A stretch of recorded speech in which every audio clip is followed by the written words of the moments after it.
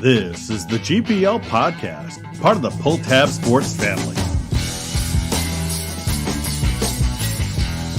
This is a 10.8% beer. Danker, hop beer. That's a loaf of bread. Yes, it is. Good. Oh, boy. Duke making mistakes. I love it. And so I had to train for this marathon.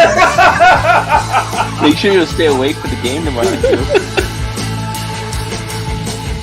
Actually, unmute the mic because I have it muted. Live stuff. I laugh. It's not exhibition. It's real. Live from the Ralph. Here we are, folks. Now, here's Jupiter and Vigo.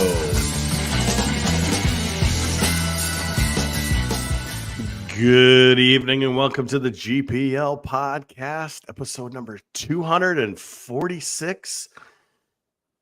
Vigs, you're home alone tonight with the kids. Got to do an early show because you got to get them to bed, don't you? Yeah, we're stick handling through it. We're having our ups and downs. We just had a good intermission chat here with them. Get them motivated for the third period. We're getting to the finish line here. 20 more miles, boys and girls. All right. Well, it's Badger Week, and when it's Badger Week, it's Todd Milewski Week, Vigs, and he's actually back after a little hiatus. So I'm pretty excited. I'm excited too. Encyclopedia of college hockey, according to Brad Schlossman. He is. Like I was telling us in the pre-show. So let's bring him in. Todd Milewski. Todd, you're back. I am back. And I am so excited to be on the show because it means I'm back doing college hockey. So after my winter of covering basketball last season, here I am. And it feels good. Oh, we are so sorry you had to cover basketball. I learned a lot in a couple months covering basketball. That's not such a bad thing. And the thing is, you're a little closer too. Basketball travel stinks. Oh, really? Covering a basketball team is hard because there are weeks they're playing Wednesday in Maryland, Saturday in Nebraska. And I got home on Thursday, unpacked my bag, repacked my bag, and got ready to go Friday because that was, no, don't need to do that anymore. Thank you. No. Well, like Vigs said, you're the encyclopedia according to Mr. Schlossman, right, Vigs? That's right. And, if there's any questions about records between two historic teams like Minnesota, Wisconsin, I found out there's actually a little bit of a controversy over how many games Minnesota and North Dakota have played because Minnesota counts the ones where North Dakota was a club team. North Dakota does not because they lost them all. And so there can be little controversies in college hockey like that. We're just glad to have Todd around to be able to help us with this stuff. Because glad I have a purpose in life. We had you on in the fall, didn't we? I think so. Yeah, because I was still. It's been like a year. Hockey related when the first series happened last year. Well, minus the Frozen Four because you were covering. Oh, that's right. For a different institution at the Frozen Four when you joined us live in Tampa, which was obviously not a great ending for Minnesota, but as a whole week, a great week. Let's get right into it, guys. Vigs split up in Grand Forks. You and I were up there, and we had a great time. But I mean, just not even talking about hockey. We had a great time, great people, great food. It was a pretty good weekend for us and for the boys. Yeah, I wasn't sure what to expect. It was my first trip up to the Forks, and I've heard lots of stories about things, and the fans welcomed us in pretty nicely. There's some fun little jabs from people around the arena and things like that, but overall, great experience. That rink is definitely a bucket list rink for a college hockey fan. The entire town gets up for a weekend like Minnesota, North Dakota, and just the energy everywhere you go just gets you up for the game. And I can only imagine what it's like for the players. And, you spend that whole Friday getting to game time, and the Gophers delivered. I thought they played a really solid game. Their forecheck was super aggressive. I thought North Dakota's defensemen were little surprised at the speed and pressure they were under, and Minnesota just chipped away, and come away with the big 4-0 win. Big win Friday. Saturday, we expected much more from North Dakota, and that's exactly what we got, Vigs. More from North Dakota, and as typically what's been happening recently in the series, it was a split. Yeah, North Dakota, of course, college hockey, if you lose on the Friday night, you come out Saturday a little more motivated. And Minnesota was kind of their own worst enemy on Saturday. They took, or were called, as Bob is saying this week, they were called for 4 trips and 2 boarding penalties, which put them shorthanded a lot against North Dakota. And while North Dakota had a great power play last year, it wasn't necessarily clicking against Minnesota. They went 0 for 10 on the power play over the weekend. I wasn't super impressed with how they looked. They looked pretty stationary on Friday. On Saturday, they tried to get more pucks to the net. Cameron Berg was planted out front of Justin Close, trying to redirect tips and things like that. And the goals that North Dakota ended up getting on Saturday was, a redirection and a shot into the feet. And I thought that's what North Dakota needed to do to solve Justin Close. He was pretty calm all weekend. So there was that pressure. But I think the weekend caught up to Minnesota in the third period. The defensemen logged tons of minutes, especially the top 4, top 5. Mm-hmm. With Max Rudd getting dinged up in the first period of Saturday's game, that stressed them even more. And we're taking all those penalties. You end up spending a lot of time in your own zone. And it was a tough performance for Minnesota. But hey, if you can get a split on the road at North Dakota, that's probably okay. Todd, what happened with the Badgers last weekend? So, Vigs, when you were talking about how when you win on the road the first night of a series, you expect a pretty good pushback that second night. I frankly expected more of a pushback from Michigan Tech the second night. And this is just me watching on video. I wasn't up in Houghton, but there was some. Tech scored first, had a lead. But this is like one of those, I expected more out of Tech. And maybe I'm not giving Wisconsin enough credit for forcing them into playing the way that Wisconsin wanted them to play. But that, to me, I was a little surprised that Wisconsin was able to get out of there with a sweep. Now, I think Tech is going to be a lot better eventually. They are not right now, but I thought that was an important step for Wisconsin to go on the road. They had beaten Bemidji in overtime in the icebreaker, lost at North Dakota in a game they played fairly well, hit 4 posts and lost 2-0. So it's not a lot of shame in that one. But the first weekend they played Augustana, not a lot to get out of that. They shut out Augustana twice. And so we're trying to get a read on what this Wisconsin team is going to be. And I thought last weekend did show a little bit that they're able to dictate a lot of good stretches of the game. And I think that's something that we only saw sporadically in the last few seasons, where they were able to go into another team's building and say, this is the way we're playing. And, like it or not, you're doing it. And so I thought that was an important step for them earlier this season. Well, how was it for you getting back on the beat after kind of taking the last 3 months off or so, or 4 months off? How was it for you? Well, it's still not like, I hesitate to call myself on the beat, because like my job now is doing a lot more than just hockey. And so I'm not like ever like specifically doing hockey. I've like today I did 2 football stories. So everyone's got to chip in on that. And my job is doing enterprise stories, but I will say this, being able to cover hockey when they're at home, and like this week going to Minnesota, I'm pretty happy with that. So select games, you'll get to come on the road. So you are coming here this weekend. This is probably it, honestly, given, well, you picked a good one to come to. Well, and it helps that the women's team is also on the road. They're at St. Thomas this weekend, but I wish I could, kind of do a double there, but it's not lining up very well. But if they were home, there would be some pressure to say, hey, just cover the games that are here at home. don't need to go on the road, cover what we have here. But I was able to make a pitch that I can get an enterprise story out of this in addition to covering the game. So off we go. Todd, how is the implementation of the Hastings systems working so far for Wisconsin? You know, when I look at Minnesota, they had a lot of turnover with their blue line. And so I was worried about special teams like penalty kill and power play. And at least against North Dakota, the penalty kill looked really strong for Minnesota. And I was just kind of wondering what things are looking like for Wisconsin there. I've got audio issues right now. Hold on. I'm trying to figure that out. Something's not right here, so I apologize. Well, just talking about that, Jupe, you know, Steve Miller, killer, does a lot of the penalty kill work for Minnesota. And I think they're starting to find some things that work really well for them.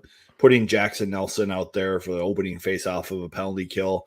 It seemed like on Friday he at least dominated the dot in every key situation he needed to win a draw. And then Bob brought up something interesting today, that North Dakota had 20 power play zone entries. Minnesota broke up 15 of them. And so I think when your penalty kill can do things like that, it's going to make them really effective. Can you hear us now, Todd? I'm back now. Sorry about that. Bluetooth for the loss. Why don't you go ahead, Viggs, and kind of repeat what you talked about? You know, you're talking about kind of just things coming together for Wisconsin. Yeah, just, you know, special teams with coaching staffs is sometimes where they can put their biggest fingerprint on their teams. And Minnesota had a lot of turnover on their blue line. So I was talking about how their penalty kill has really shined early in the season. What are things looking like for Wisconsin? Well, they've struggled on the power play. They did score a couple last week in a pretty big spot against Tech. But the first 2 weeks were, and Mike Hastings was pretty open about this, were a struggle. Zone entries weren't good. Passes weren't connecting. It just seemed like there was a few different pages out there that players were on. And it's, I think it's you kind of expect some of that. I mean, it's is all new. I mean, there are 14 players that are returning, but there are 12 who are new, and it's a new coaching. The guys from Minnesota State obviously know what to expect, but everyone else is is learning on the job, so to speak. So the power play has been I think work in progress is the best way to describe that. But honestly, one of the things that stood out to me right away is the aggressiveness that they've been playing with, finishing checks, you know, doing things that, you know, didn't see a whole lot of that being emphasized in the last few seasons as they're, you know, trying to play more of a skill game. Now they're trying to be a little heavier, and they have some bodies to do it.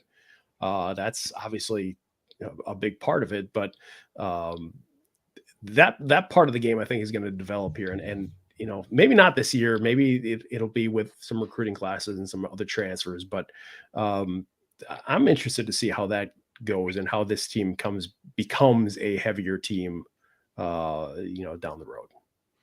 Viggs, you know, you talked about, you know, obviously Minnesota's penalty kill has been doing well. They haven't given up a power play goal yet, knock on wood. We could tell that Bob didn't really want to talk about that Saturday night after they had to kill so many power plays and they got really tired. But it still is a nice success to have early in the season. Well, and Justin Close is playing outstanding through the first couple of games here. You know, he had that streak of, you know, 130 minutes nearly of shutout hockey, which is pretty impressive this early in the season. And he looks calm and he's not giving up rebounds. And it allows Minnesota to really jump on any kind of 50-50 pucks that are juggled by the power play and clear the zone. You know, if you can clear the zone twice on a penalty kill, you're pretty much going to kill off that opportunity. And Minnesota's really been sharp in those aspects. And I like Rhett Pillick as the second group of penalty killers. He comes out there with his speed and he's dangerous. You know, I think there's a chance for him to get some shorthanded goals this year. He's already gotten a couple breakaways on the penalty kill. And I think Bob is also trying to figure out if he can put Oliver Moore on the penalty kill, because if you had Moore and Pitlick killing penalties, that's a lot of speed. Yes. And Moscow is looking at the bench during the game against North Dakota and seeing Jimmy Snuggerud and Oliver Moore sitting a lot, too much. And so he's Mhm. got to figure out ways to get those guys involved in the game more. And Pitlick, yes, he hasn't scored yet, but yes, on the penalty kill and even on his forecheck, he has been causing havoc out there. Yeah, very much so. I think with Minnesota probably getting Mason Nevers back this weekend, that probably helps the forward lines a little bit for Minnesota. Yes. And maybe Pitlick can have a little more success because it's been a little just like flash, but not as consistent. All right, Vigs, we need to talk about one of our sponsors here, Unreal. Has to see they jumped on board this year with us. Tell us about Unreal. Yeah, Gopher Puck Live is all about Minnesota, and so is Unreal. This company was started in 2013 by Minnesota entrepreneur Michael E. Jordan, who had $300 in his bank account and is growing a brand looking to leave a legacy here. Unreal is an independent local clothing company crafted around the athlete. They release fresh looks, the hottest drops, and donate 10% of all profits to organizations and worthy causes in the community. Visit unreal.co, that's a co, not com, and use promo code PULLTAB15 for 15% off your order. When we were up in Grand Forks, we saw some pretty cool Unreal gear out there being worn by the Fighting Hawks fans. So I was impressed. We did see some cool stuff. We'll get some Gopher stuff like that. But also, it's not just Unreal. Duke Cannon, I noticed we were both using hair products this weekend. Well, you got to have, your hair be a weapon for you. And as part of the Pull Tab Sports family, we feel like we have to have elite hockey hair, right? And one weapon in your hair care arsenal should be Duke Cannon's men's grooming products. They're also a Minnesota company that makes hardworking products for hardworking men, whether it's serious flow styling putty, adding some structure to your game, or news anchor thick hair to increase some volume. Visit DukeCannon.com, Target, or even your local hardware store for products to make your hair a weapon. And Viggs, I gotta say, let me press the right button here. At the hotel room this weekend, Viggs will show me the proper way to use a good Duke Cannon product. Yeah, with the putty, you just need like a little pea size. Yeah. Get that rubbed in with your Mr. Miyagi hands and then put it in place. So it's essential. Back to hockey here. Obviously, we know that Mike Hastings was pretty busy over the summer, Todd. A lot of his, let's just say there's an exodus from Mankato over across and down to Madison this summer, wasn't there? There was. They somehow let one get away to North Dakota. I don't know how he let that happen, but three of his players from Mankato came to Wisconsin, and look at the lineup. He's got David Celia as his first line center. He's got Christian Fitzgerald as his second line center. He's got Simon Tassi somewhere, usually on one of those two lines. He's got some trust in those guys. I think it's pretty obvious, and he knows what he can do with them, and he knows how he can use them. So they went right in and filled some pretty big holes, especially down the middle, really big holes for Wisconsin. That hasn't been a great depth position for them for a few years. And honestly, they're having some injury struggles with that right now with Stramel and Lindmark out last week. But having those two guys up top coming from Mankato has been a really big thing. And their fourth transfer that they got was Tyson Dick, who was from UMass, but Mankato was one of his last few options along with UMass. And it sounded like he was being recruited pretty hard by Hastings. And when he transferred, he decided to go to meet Hastings again, this time in Wisconsin. So they've also had a couple of recruits that have changed direction from being aligned with Mankato to now being aligned with UW. So this is that new world where it's if you're aligned with a coach, it's now easier to follow that coach around, and you can say there's good and bad and everything, obviously, but I think that's something that coaches are finding a way to use to their benefit to be the kind of team that they want to be right away. Because a couple of years ago that was a lot harder to do, to have the kind of team that you feel like you want to have and the players you want to have. It would have taken a few recruiting cycles. and now it's the NCAA rules changes have made that difference. So it's an interesting time to start as a coach or to start a new program, really, to be able to have a pick of some players that have NCAA experience like that. Yeah, I was talking to Bob today about how quickly Hastings is going to put his fingerprints on UW hockey, and he said, well, he got to bring a bunch of players with him that he really trusts. And when you can do that, a turnaround can be faster because you've got some translators in the locker room who can, tell everybody else what the coach is looking for in certain things. And, we heard Luke Middlestat this year say, don't listen to how he's saying it. Focus on what he says when he's trying to help the younger guys deal with the coaching. And when you've got guys who can help everybody else out with that communication piece, it's going to make your team more cohesive faster. All right. I see Tim Hapke's got a question here. Has Todd heard how the Wisconsin players are doing with NIL? What are you hearing about NIL over there? Nothing huge from what I've been able to hear. And it's not, and this is the kind of thing, the way I see it is when it's a big one, they kind of tend to, it, right? It's out there. They're putting themselves out there. They're being paid to do something and you're going to see it. So we haven't seen a lot of them, which to me says that if it's anything, it's on the smaller side right now. I think like everyone that has a collective at their school, there are some opportunities there to be paid for some appearances. And a lot of things are kind of going in that direction, but I haven't heard of any, sponsorship kind of deals on the men's side. On the women's side, yes. Carolyn Harvey has a deal with Bauer, which is an interesting one because Wisconsin is a CCM school, and the NIL rules are that you can't represent a competing entity, and so she has to, I think, put tape over the Bauer on her skates if she's wearing Bauer skates, and otherwise can't really endorse anything while she's playing for Wisconsin on the Bauer side. That has to be a national team thing. Isn't that interesting though, because we've heard over the years, with Minnesota's a CCM team when it comes to sticks or whatever it may be, and if a player wants to use his own, he can, and it kind of messes up. It can actually mess up money for the U because it's a lot cheaper if every player uses the same stuff. So there's some little differences at the University of Minnesota. Yeah, there's been a couple players who've gone away from like the Nike Bauer stuff. I went CCM earlier, and it was a bigger issue back then.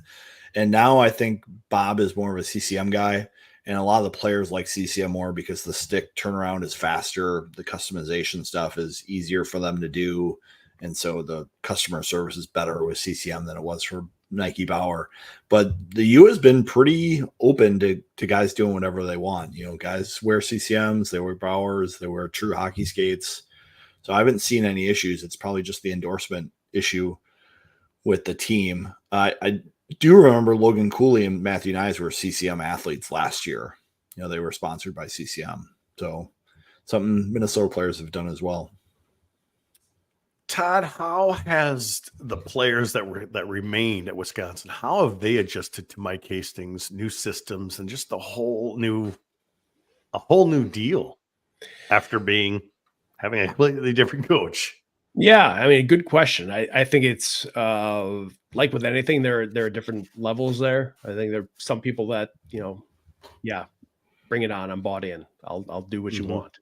And there's some people that might have to be kind of brought along a little bit more, or things have to be reinforced a few times. I mean, and I'll be honest, the two guys I was looking at were Charlie Strabel and Cruz Lucius. They want to play a pretty free flowing kind of game. I mean, maybe Lucius, especially, I think, maybe a little less Strabel. He obviously can bang bodies and play a more physical style too. So I was interested to see how they would, kind of come along this season. And part of the thing that I haven't been able to really assess things on is that I've only seen them in person 2 games. Practices are closed here now, so we don't get to see anything. We saw them one day on media day for like 70 minutes. And so this is Mike Hastings. He and I talked. We had a conversation about this because I said, look, I just want to know what's the reason behind that. Because for forever we've just been able to walk into practice and watch things and talk to players after. And he said, he just doesn't. He wants that time to be theirs and doesn't want players to be worried about who they're being watched by. He did say that. He understands that's not the way it is where these guys want to go in the pros, but at this level right now, this is how he operates. And so I respect that. I can't say I like it because it changes my opportunities to kind of get to learn a little bit more about players. But so that's why it's been, hard to really get a read on some of that. But I think Lucius, when I've seen him, he's playing well. He got a couple goals against Bemidji, had a couple points last weekend. Stramel, like I mentioned, is injured. I don't know what his final status is going to be for this weekend, but he's got a lot riding on things here. Yeah, he got the first round draft pick, but that's not a guarantee of anything. I mean, he's got to continue to show that he can be a good player at this level to make the Wild, kind of understand that, okay, maybe after this year, you're ready to come out and play in Iowa for a while, and then maybe bump up.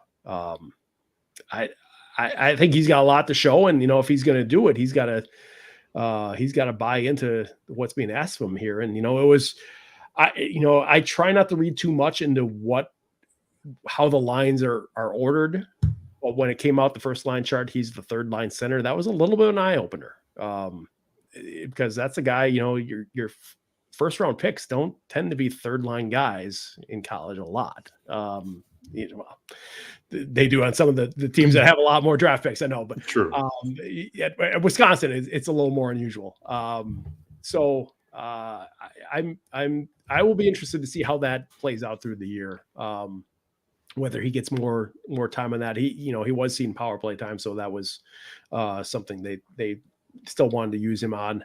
But I think those two guys specifically have, from all I can tell, have done pretty well with it.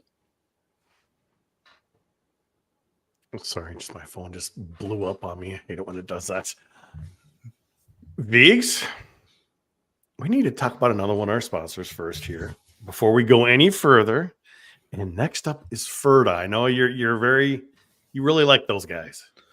Yeah, I like Ferda because they're a local group that really supports local products. When you're out fundraising for your association or for whatever you have going on, when you can pick Joe Mama Salsa, Von Hansen's Pretzel Snacks, and Croy Valley Barbecue Rubs and Sauces, you're getting stuff that's high quality. You're not overpaying for stuff and getting stuff you don't want. So visit FerdaFundraisers.com to ignite your fundraising. Ferda boys, Ferda girls, Ferda community, Ferda fundraisers. Definitely Ferda fundraisers. Fun stuff, Viggs. Love having them on board. And of course, we've also got one more that we're not forgetting here. Of course, it's our favorite Chill Boys. Hi, I'm Kevin. I've been part of the ball crew at numerous tennis events for years. They say I'm an excellent ball handler. It's my job to get loose balls where they're supposed to be, to make the players comfortable, so they can focus on the task at hand, winning, which is why I recommend Chill Boys life-changing bamboo boxers and boxer briefs. Chill Boys, comfort where it counts. Definitely comfort where it counts, Viggs. And of course, we got to talk about with them. They've got a promo code with Pull Tab Sports. Just use Pull Tab 15 for 15% off their order. I know I wore my Chill Boys all weekend up in Grand Forks. It's a nice cooling sensation when It you're is. traveling, you're on the road, you got these hot hotels. It's nice to stay cool where it counts. It is nice to stay cool where it counts. I like how you word that, Viggs. All right, let's bring Todd back in. Okay. Badger's coming to town, Viggs. It's Badger weekend. Of course, I got to put up, we've got the fun videos people love to put up. You got you putting on a video. I always get the popcorn box. Oh, wait, skunk plus popcorn box equals Bucky Badger. I always love doing that one. What are some of your favorite things that happened during Badger Week, Vigs? Well, I mean, other than Todd coming on our show, I really Good like answer. the fans. I like that the fans come out for this one. If you look at some of the highest attended games, it's Wisconsin, Minnesota. A lot of people have maybe not seen the best of the rivalry the last decade. Well, Wisconsin's got a new coach, and so I think that rivalry is going to heat up back up again. But I just love all the sayings that Wally has. Take that, you stinking Badgers. That's a fun one. He gets into it as well in the broadcast. So can't wait for another one this weekend. Oh, it's gonna be fun. Todd, besides the podcast, Of course. what are some of your favorite things about this series? I think it's kind of how it draws everyone up another level. I mean, I think you guys probably saw that last week too with North Dakota, right? Everyone was a little more interested in that. The players were a little more engaged in some of that. As much as people want to downplay it and say, well, it's another game. No, it's not another game. It's Wisconsin and Minnesota, and that's touching on what Vig said. It means more when they're both good, and it means it's a little bit more. There's just more to it. I think back to that the COVID year Big Ten championship game, which is a shame that no one could be at that, and that it was neutral ice and all those kind of things. But Wisconsin and Minnesota should be playing for championships, and those games should mean something. And that to me is I think what you want to see out of this series is you want to see these games matter. And I think we're getting to a point again, maybe, I don't know if it's going to be this weekend. I don't know if it's going to be this season, but I think these games are going to matter a lot. Yeah, I think one of the things that's been frustrating the last decade has been Wisconsin has always been too far below Minnesota to really keep up. The talent wasn't there.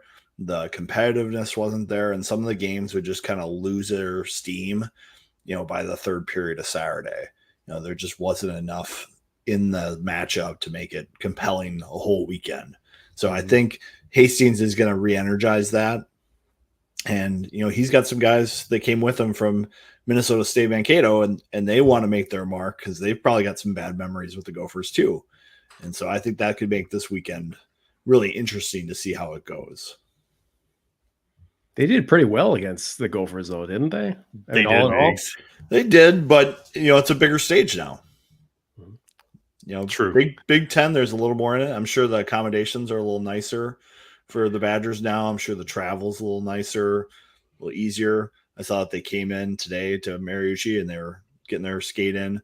I didn't get to watch it though because they wanted the rink closed at 5:00 for the practice. So I just saw them playing sewer ball. There may Well, have we have been snipers practice. in that case. Yeah. We got to see practice in Grand Forks, Vigs, so that was kind of nice. Yeah, I got to find out that Connor Kurth doesn't do a game day skate. I was like, oh my gosh, what's he not doing out there? He doesn't do game day skates, I guess so. I was wondering if we could even talk about that. All right, here's a question. Is Todd doing his Facebook recaps this year? I think I caught your first one, Todd, because I was on there saying, welcome back. I appreciated that. Yeah. As the timing might be a little bit off, but yes, for games that I'm at, I'm planning on doing that. It always feels a little disingenuous if I'm not at a game to do a Facebook thing. That makes sense. Yeah. Yeah.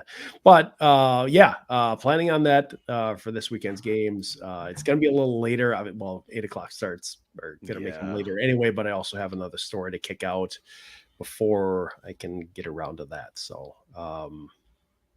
might be a little on the late side, but we'll have late night with Todd. Ooh, I like that late night with Todd. Vigs, Minnesota coming off a 2-1 loss at North Dakota. I think they still feel pretty good for the weekend. A revamped Badgers coming into town. What's number one on your priority list this weekend? Is it more penalty kills, a power play? What do you want to see come together? I want to see what line Rhett Pitlick ends up on this weekend and see if he can't make more of an impact on the score sheet. I think he's primed to click right now with the way he's playing and his effort level. And I just think it's going to be important for his confidence to get a puck in the net. I think he's one of those players that maybe gets a little too much into deferring on the ice when he's not doing well. I think if he can get a little more confidence, that's going to make this lineup deeper. Because when I looked at the Gopher forwards at the start of the year, I'm like, there's probably 10 guys who can have double-digit goals. And Rhett Pitlick's one of those 10. And for this team to really get where they want to go, he's a player I think that needs to take a next step. I think he just needs to break the seal, Viggs. Maybe. I mean, he's getting lots of scoring chances. So I have to think that they'll come and he'll get in the score sheet, but he's got to make it happen. I feel like there's been a couple players over the years where they kind of get in that funk and it can really damage their whole season. You know, I think Connor Kurth last year kind of got into that mode of passing and not being aggressive and scoring. There's a year Jackson Nelson had the same kind of thing happen to him. And, you know, it can impact you long-term if you think about it too much. Whereas Lamb's Exploding has now equaled his total of all of last season in goals.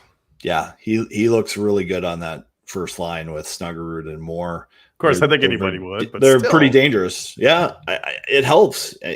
You know, you can put someone there and it doesn't work, and then you got to change it up. But if you put them together and they're productive, they're going to stick together. And Bob said last week that he thinks he'll be juggling lines more this year than he has in the past. Okay. We haven't seen a ton of that. He'll have to obviously juggle them with Mason Evers coming back in, but we'll see what happens. And we still think Kestner's going to be out. We think so. He looked a lot better today than he did Friday when we saw the pregame skate. I thought he was still kind of adjusting to, you know, the recovery from his injury and all that. He looked fine today. He was doing puck retrievals with Ben Gordon and looking very smooth and no ill effects.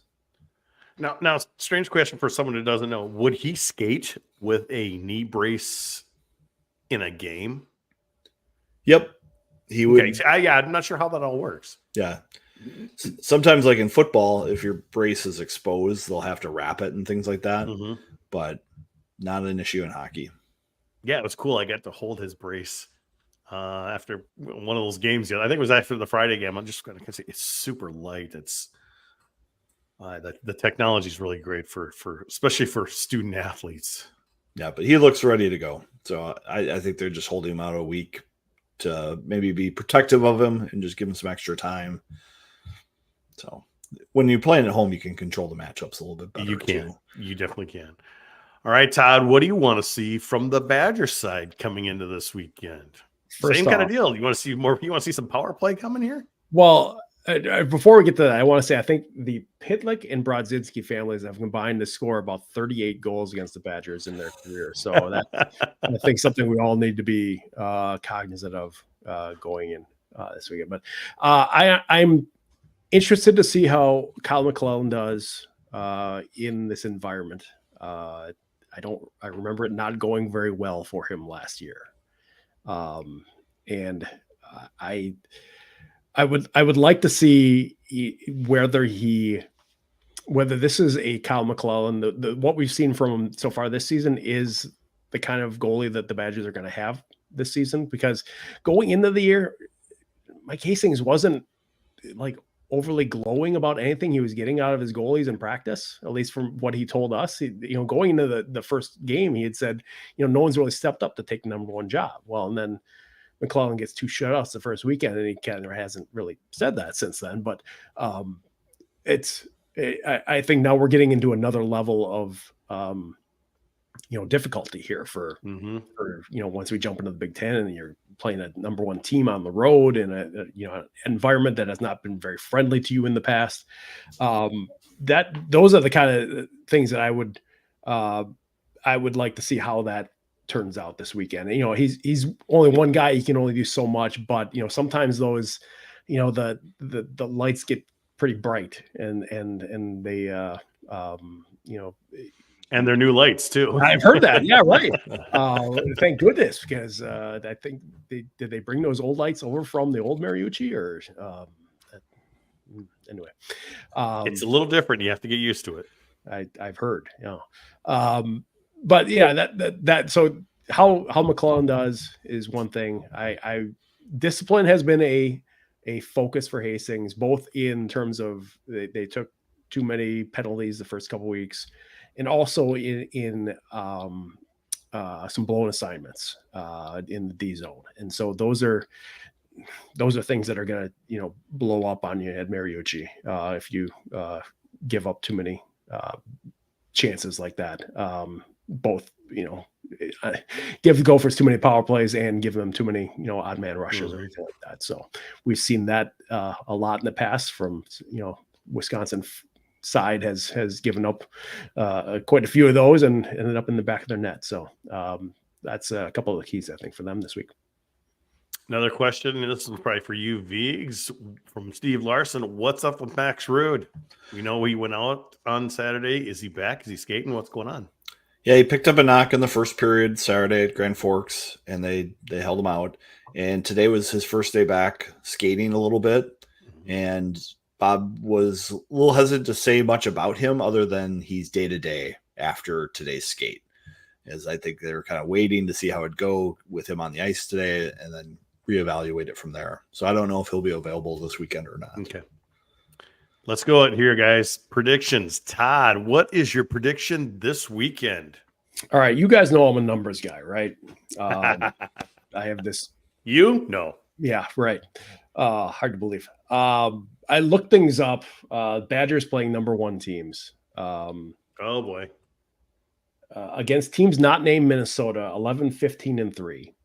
Against teams named Minnesota, 7-6. I am calling split just because I think this is the continuation of something that's building. It's not there. It's not gonna be there for a while, the way that they fully want it to be. But I feel like they can get in there and get something. Maybe it's not even a win. Maybe it's an overtime win or a shootout win or something like that. It's not a full thing, but I feel like they, what they showed me at North Dakota is that they can keep these games close. They can be right in there with really good teams. And seeing that, the gap between North Dakota and Minnesota from last weekend, well, at least what I heard, the gap between North Dakota and Minnesota isn't huge. So they're going to be in those same kind of games this week. So that's maybe I'm foolishly optimistic from the Wisconsin side there, saying they can go into a number 1 team and get a game, but I think it's possible. All right, Viggs. I already see Mote. Someone better call sweep. Well, I thought last week was maybe something fun, was which team is more likely to sweep, because I thought North Dakota was the team that was more likely to sweep Minnesota last week than the Gophers sweeping them. And the Gophers actually really impressed me last weekend with how they played. I wasn't sure how they would do in that environment of the rivalry on the road with all the freshman defensemen. But Sam Renzel is just continuing to get better, and he got a lot better at North Dakota and is more confident, making less mistakes. And when you've got a defenseman like that that can play big minutes and play them that well, it bodes really well for Minnesota. And after seeing that kind of output, I think Minnesota is going to sweep this weekend against Wisconsin, because that was the big question mark for me. It was how quickly does he transition to college hockey being a top 4 guy?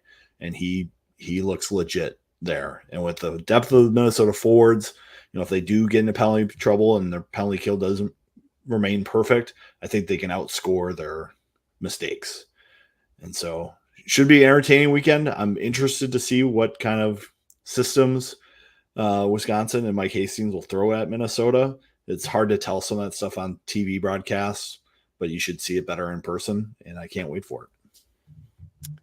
Well, when Wisconsin came early last year, it said they're going to roll.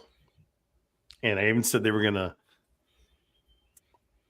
get Mo out of the game. And it actually happened a couple times, actually. So I'm going to say Minnesota's going to roll this weekend. A couple 2 to 3 point or 2 to 3 goal victories in the big sweep. Bringing back positivity. They seem to be doing really well at home against Wisconsin. Let's go. The one thing I'll put on this weekend is Minnesota looked really tired on Saturday.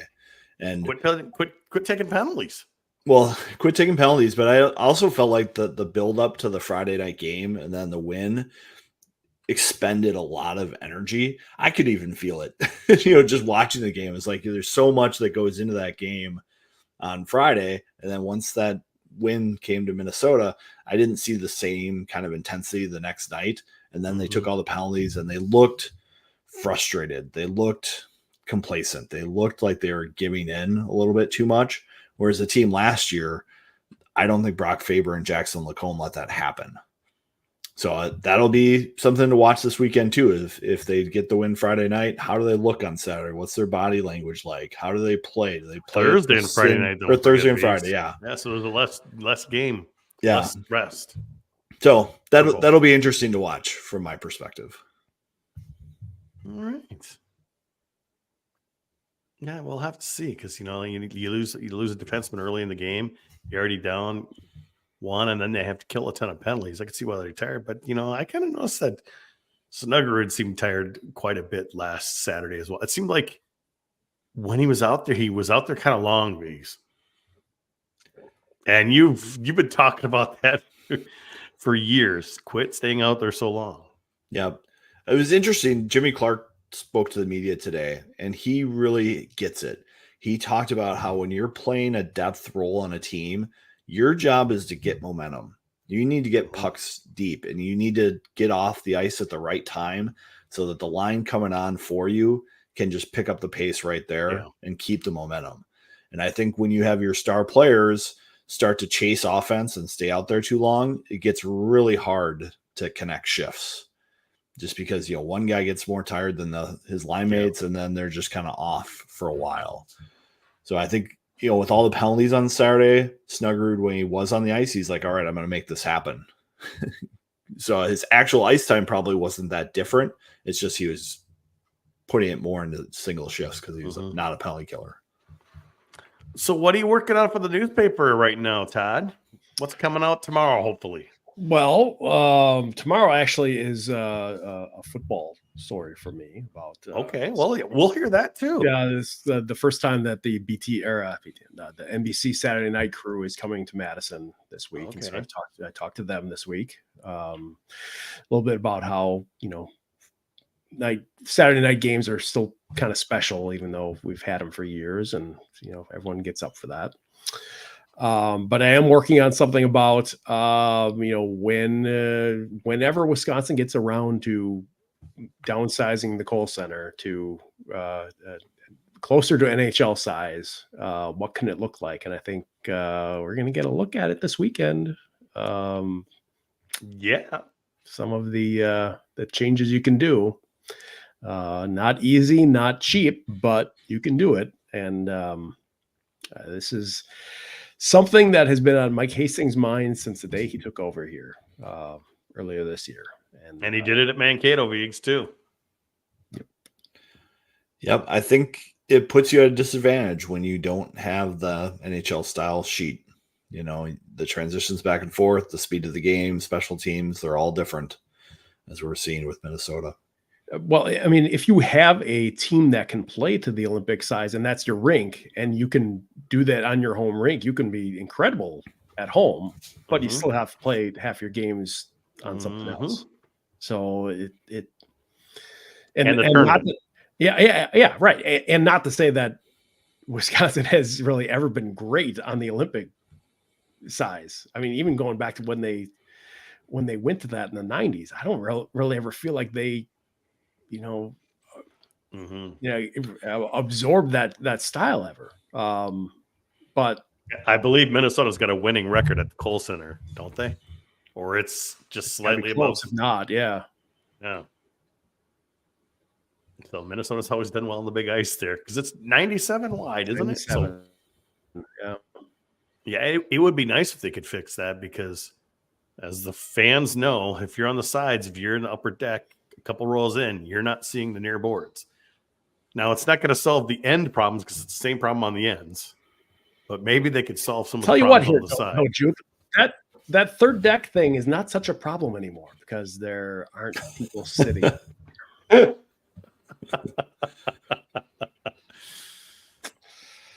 You know what? Yeah, That's what Hastings is there for. it is right. Bring it back, Absolutely. folks. Bring it back.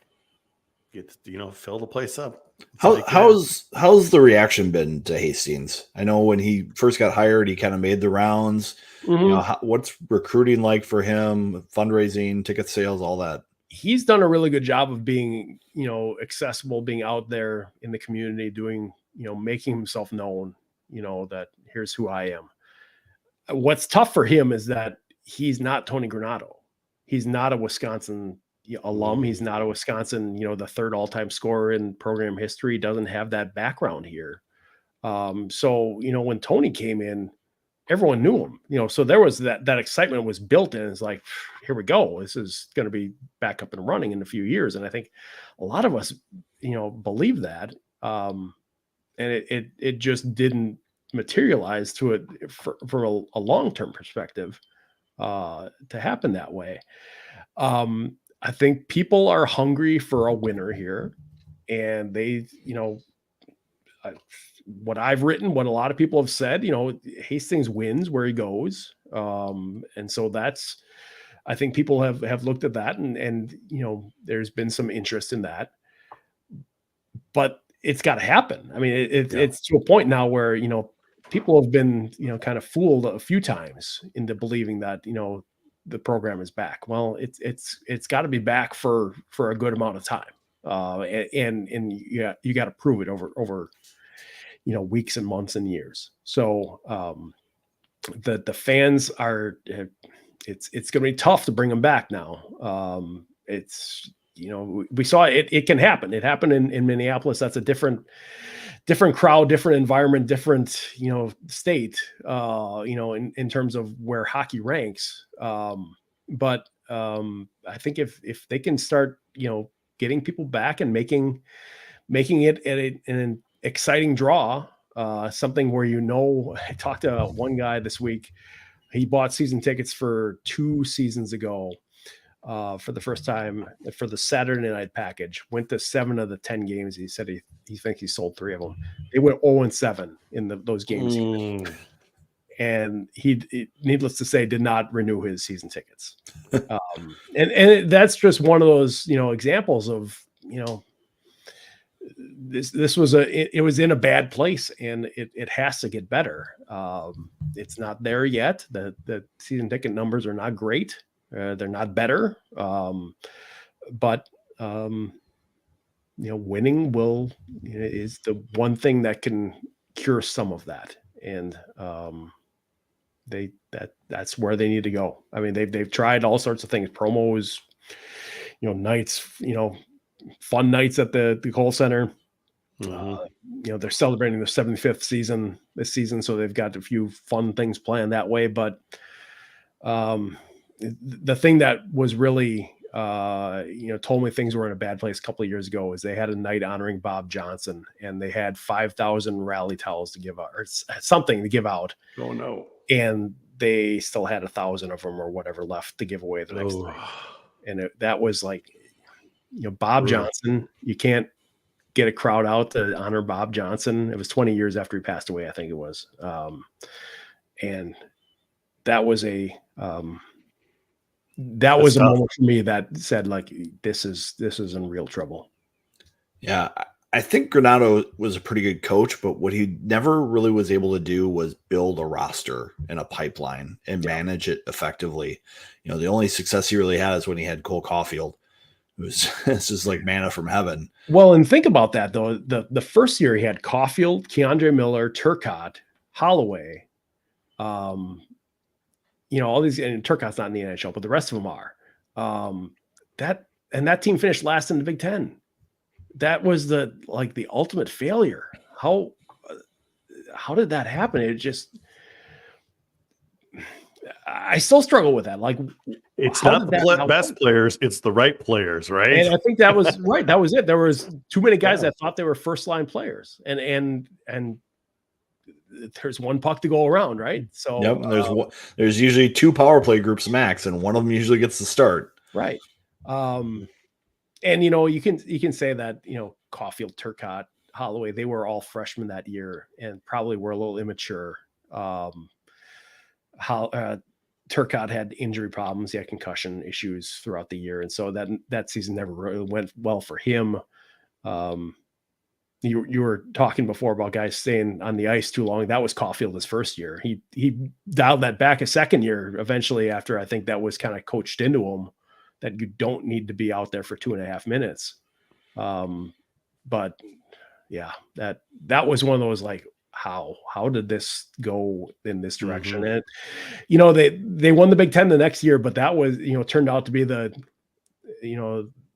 ultimate exception to everything else, I think. And it's tough because Tony Granato is a extraordinarily good person. And I think anyone who knows him well will tell you that. I had someone email me that I don't know if it was man or woman, but their mother is up there in years and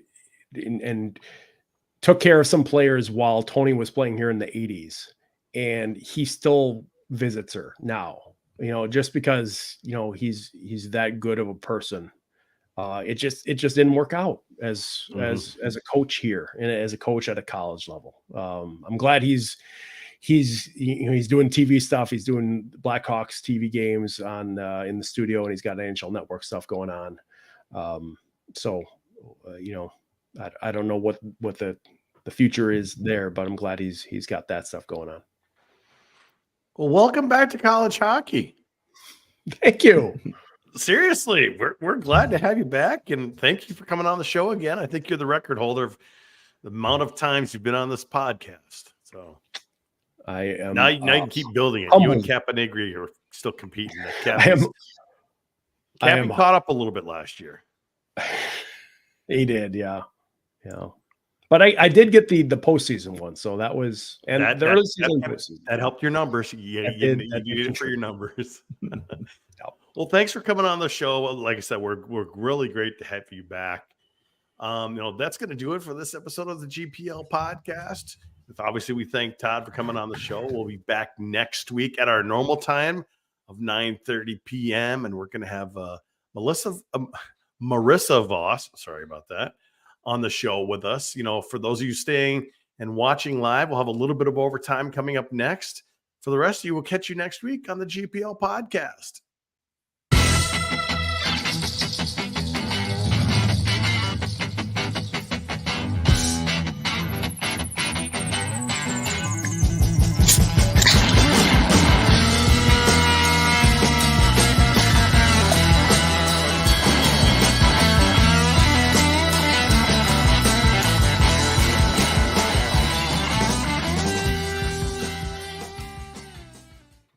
All right, Viggs, what you pouring today?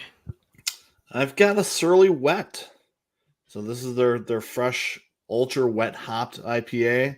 It just came out this last week. Had one up in North Dakota. We got one more for at home. What did you share with me in North Dakota? This is the one I shared with you. I liked it. Yeah. So I gave one to Schloss too when we were up there. Did you buy it at an off sale? Yeah. I had no idea what that was the first time. I still don't know what on sale, off sale. Mean? Yeah. So you can buy and consume there, but you take the rest with you. Is kind of how I understood it. Yeah. So on sale is like you go into a bar and you would have it there. Off sale means you can go into the bar, have a couple of beers, and then buy some to take home. So you can buy the 6-pack, have a couple of them there, and take the 4 with you. Right. Real safe. Yeah. That's why you don't see it. Honestly, this was like 90, 98, 99. And like, I'm, 22 years old, something like 21 years old. And I like, what does that mean? I've never seen that before. And it's on like every sign it was on up there. I'm like, what does that mean? I finally had to ask someone at the rink, like, what does this mean? And like, it's goofy. Man. Yeah, I remember when I was in college in Northfield, we would go to Dundas and we'd buy our keg from a bar because it was the best deal. Sure. So you'd go into the bar and have a beverage, and they'd pull out the keg for you, and then you drive back to your damp campus and enjoy. Damp campus. It's a dry campus, but sometimes It's really a damp campus. Sometimes they turn a blind eye, and I call it a damp campus. I know we can't have too long of an overtime tonight, Viggs, because you're on kid duty. Yep. So I get one beer, and hopefully it sounds like all the jobs got done, which is always good. Could you hear him thumping around upstairs? Yep. I can hear the water running for the showers and stuff like that. So 9 and 11-year-old, totally different than when I had to go in the Civic to podcast, because I had a newborn who didn't sleep during the. How have the Lucius podcast. parents been in Madison? Tammy hovering around the goal center. I have not met them. I don't know. And honestly, that was part of the reason why that he was, one of the players I was interested in. Is like, I didn't know if this style, not the style on the Culture, but the culture. Yeah, Was it a culture fit? The demands were going to be for him. I mean, I didn't know, and this is the problem. I don't know any of these guys well enough off the ice to say, this is who he is. I don't think that's right for someone like me to try and, try to say that I know what's in someone's head. I don't. But so, you hear all sorts of things about players and about their older siblings and their parents and everything like that. I think you guys have probably heard all those things. And so you wonder, right? That's fair to kind of try to understand what the real situation is, but I don't know. They're not really, in this to be talking about their family lives and their personal lives. Mm-hmm. So, and maybe things have been different. So it, becomes. Maybe there's some lessons that have been learned along the way, and everyone's wiser because of previous experience. So I think Mike Hastings is probably pretty direct with what he expects and how things are going to go. Yeah. And there's going to be no confusion about what's happening and who makes the decisions and how it's going to go. Yeah, and you're going to know where you stand. I think that's something that has been pretty obvious here. He's not going to hide how he feels about you. You're going to know it. Either there was the North Dakota game. I didn't see who it was, but somebody came back to the bench, and this was during a stoppage, and so the camera was on Hastings, and he points out and he says, "Why would you do that?" It was just like wow, okay. That's what you should, right? In the moment, this is how learning happens, right? Is that you address things when they happen because they're fresh in someone's mind, and that, in theory, clicks a little bit more as the reinforcement or the slap on the wrist. When you do it in the moment, it means something a little bit more than trying to do it on film 14 hours later. Fun weekend in North Dakota last weekend. Friday had very few Gopher fans compared to Saturday.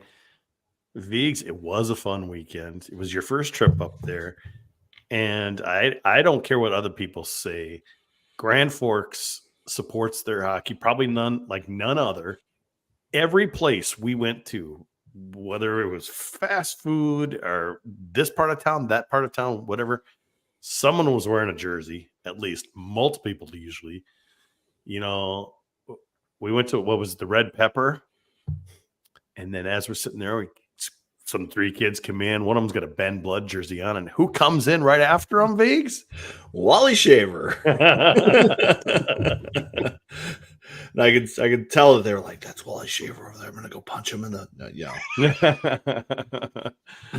But that town supports their team. There is green everywhere, and there's jerseys everywhere.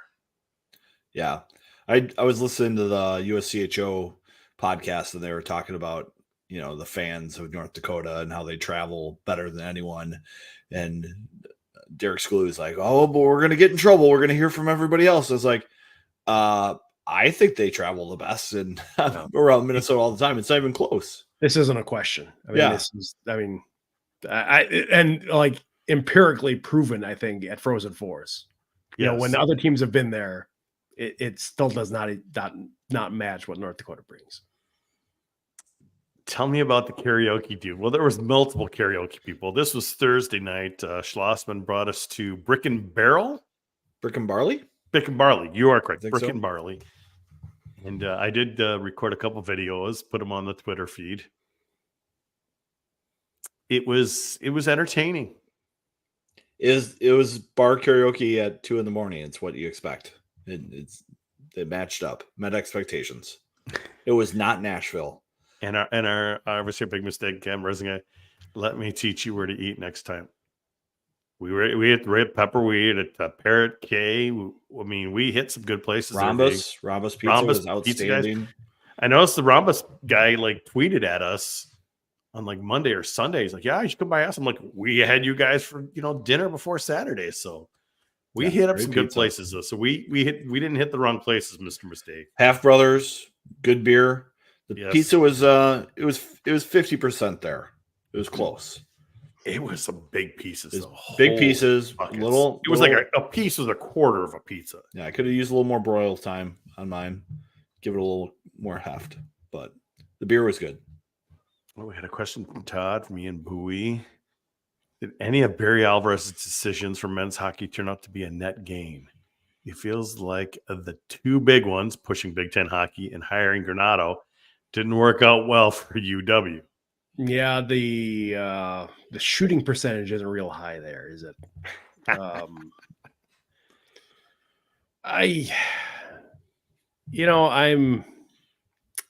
the Big Ten thing is Barry was outspoken about it at the time. I don't know that he was really the I don't know if I can say that, but I don't feel like he's as much of a driving force as people want to assign blame for him for. Look, when Penn State came in, everyone makes the case that, well, they could have gone to the CCHA. No, this is bylaws. It was written. Right. There is no out to this. When Penn State came aboard that gave the Big Ten 6 teams, there has to be a Big Ten league. I mean, you would have had to have a decree from Jim Delaney at that time to change it. And that wasn't going to happen. So, yeah, Barry was kind of the big mouth, maybe. Well, yeah. And I don't think I'm surprising anyone here to say that Barry likes to talk, right? And he's influential in a lot of things. College football things specifically. And so when he got into some hockey things, yeah, he maybe was stepping a little over where he should have been, but those weren't all his decisions either. I mean, he has a staff under him that is a lot more in touch with hockey specifically. Now the Granado thing that was a he was looking for Tony's experience or opinion on where he should go, and it eventually just turned to, hey, would you ever consider it? And then it rolled from there. But it's just going to be attached to him for forever, right? And for fair or not, that's how it went down, and I don't think he's losing any sleep over it. I really don't.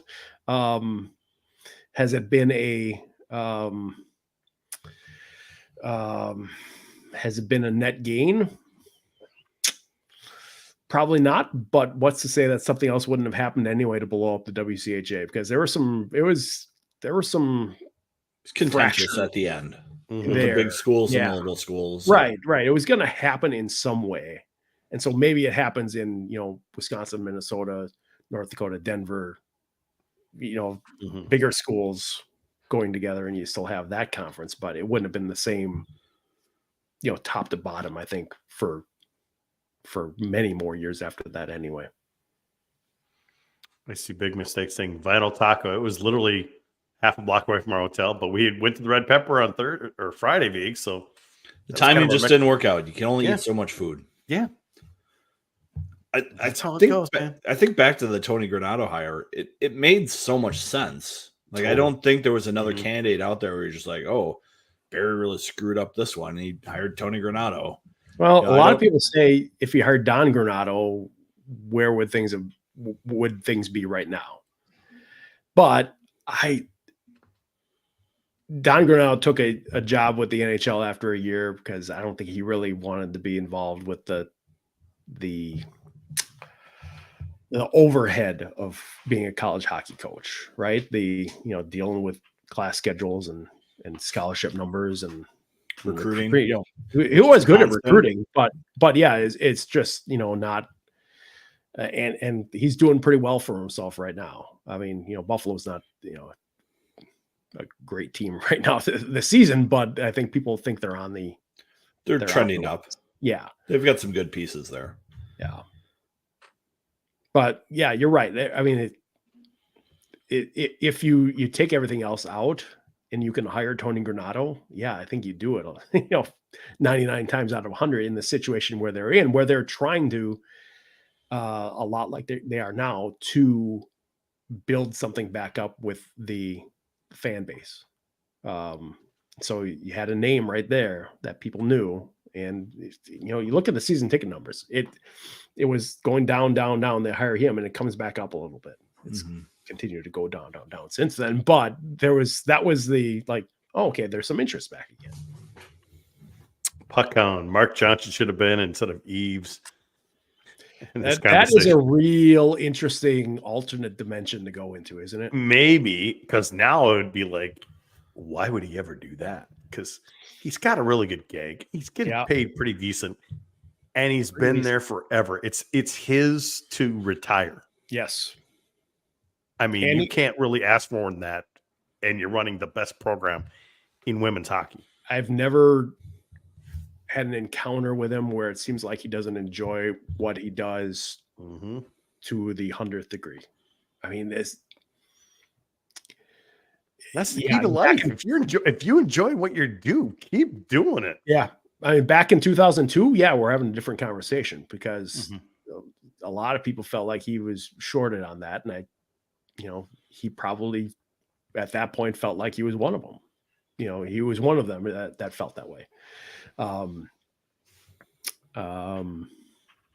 Yeah, like I said, replaying that and takes you into this alternate dimension where everything is like And Eves We did have win a a- national title, folks. So it's He not did, like right. He wasn't terrible. he had a lot of good teams. He was in 2 championship games. I mean, it's just not like it was a disaster until the very end.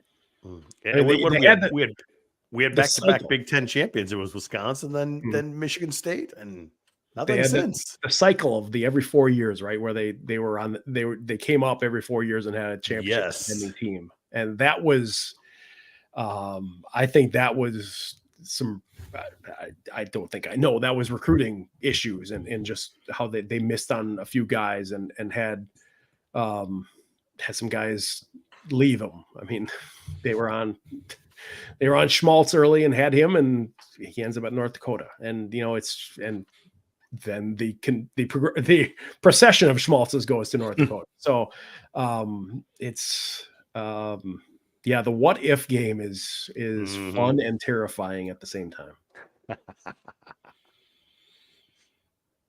How's the beer coming there, Viggs? It's great. This is a good one. I'm You- not a beer guy. I had it. I didn't like the smell. Yeah, it's very The pungent. taste was very citrusy, I would say. Yep. It was very good. You'll have to write that down for me. I might have to get some. Well, it's rare, so it tastes rare. But Citra, Mosaic, Simcoe. So those are ones you like. So good hops. Yeah. We'll have to see. Todd, what's your plan for this weekend? Coming in hot tomorrow? Yeah, driving. Well, get there earlier, get to the hotel, check in, and then go to the game.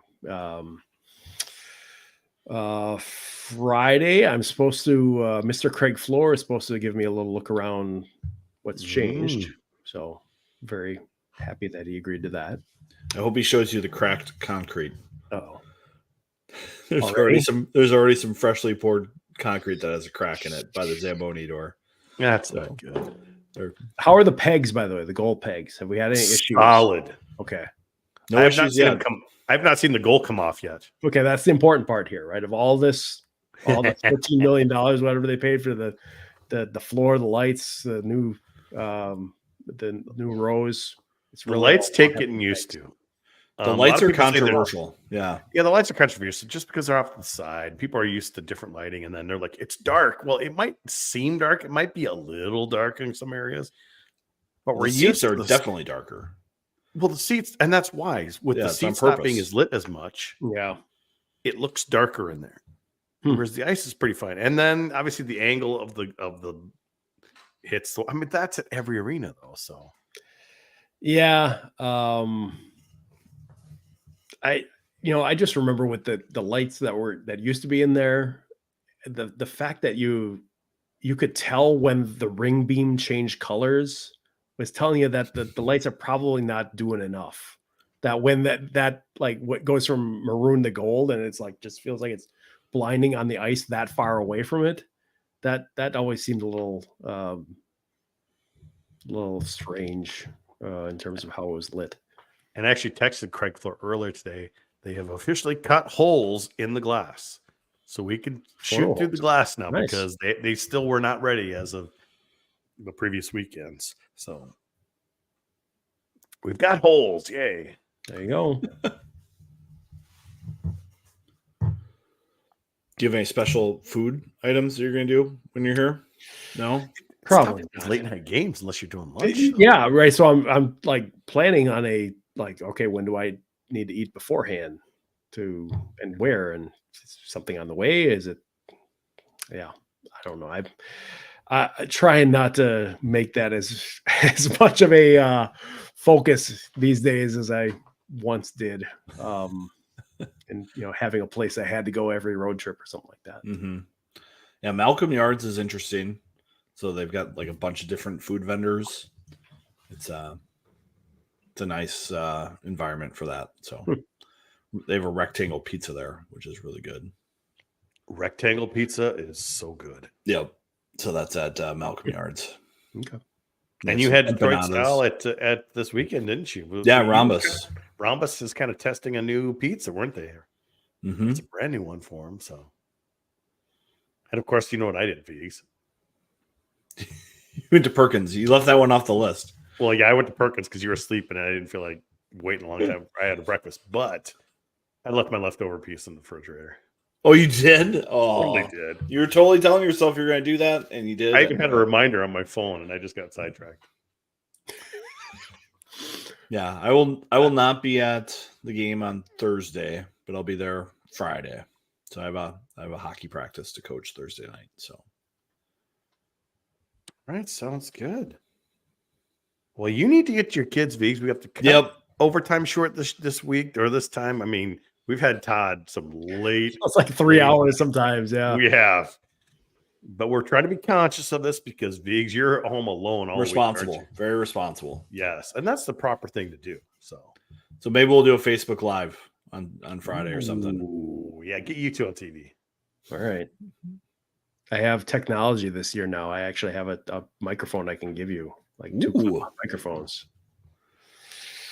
Going big That's time. what we were using. They work pretty well. So Yep. I've had no complaints so far. all right. Thanks, people, for watching us live. There's still some 32 people watch us. Yeah, we'll catch you next week, folks. Later. See ya.